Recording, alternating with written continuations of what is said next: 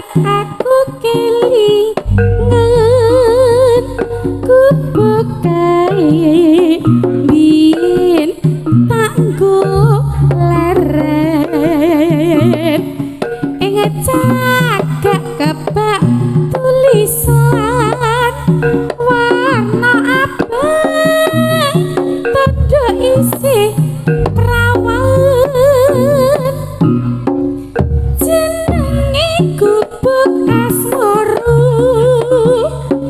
biyen kae tanggo andum tresno tanapa bental tanapa klasa buat abot nih ke taman asmara aku bukae nyimpen wati mas wiwit biyen tumeka saiki gubuk kae kebak crita wayah wengi nganti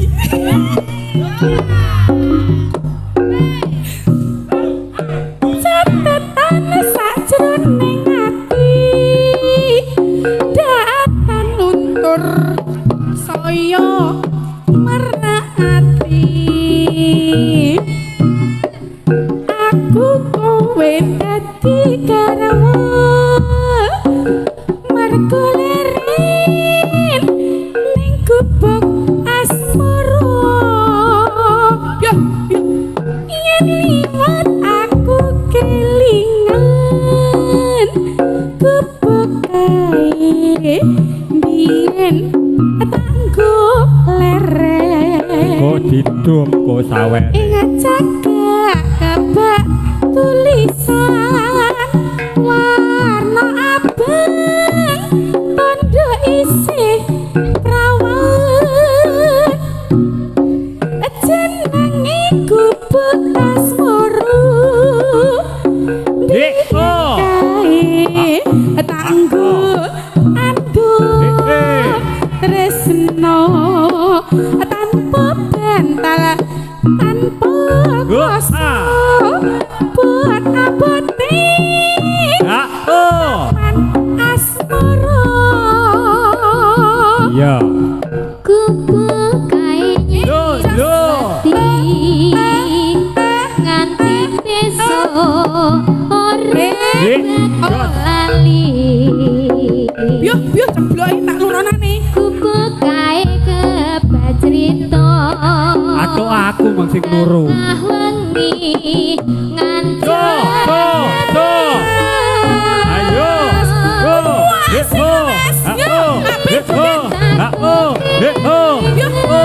ayo padha metu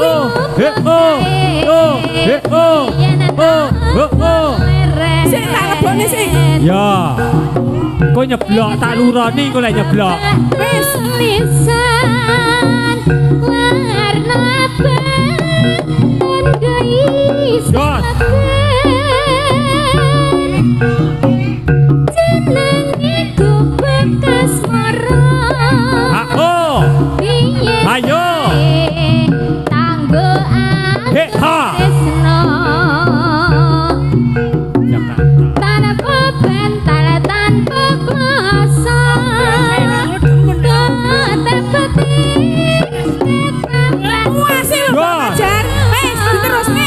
ya terusno gubuk kae nyimpen wati ayo bisa wes to los aku saiki ayo gubuk kae kebacrita ayo wayah wengi nganti gagat rino catatan sajroning ati mas datan luntur saya marati aku ayo lo iya ayo kulirin ning gubuk jos asmara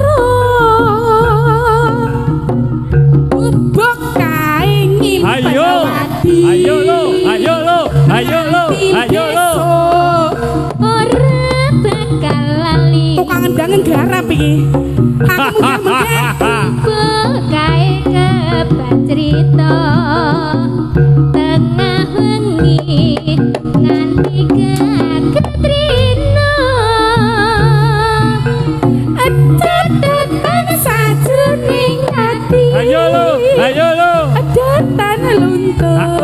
Saya merhati. Ayo. Aku. Heeh. Berkeleren ning gubuk asmara. Bekae nyimpen mati.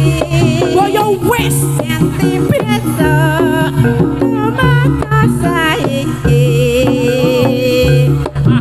Oke. Kebat cerita tengah wengi nganti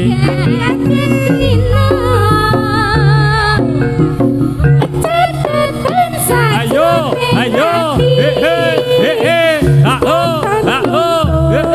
saya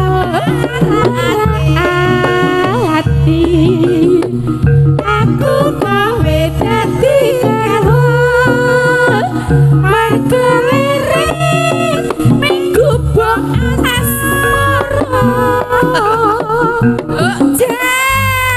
pian digarap tenan digarap karo si tukang ndang aku mang Kiarap karo tukang